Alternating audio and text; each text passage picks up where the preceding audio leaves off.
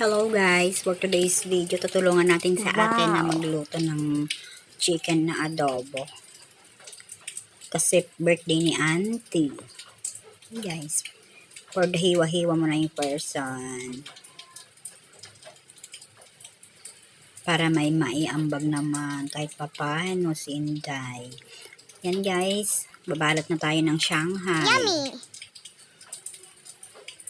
Ang paborito ng lahat. Silipin natin yung adobo. Wow, sarap! Malapit nang maluto guys. Fast forward. Charan! Kainan na! Guys, luto na. Kainan na po. Meron dyan niluto sa atin na walam yan. May mga dessert. Yan na yung yummy adobo.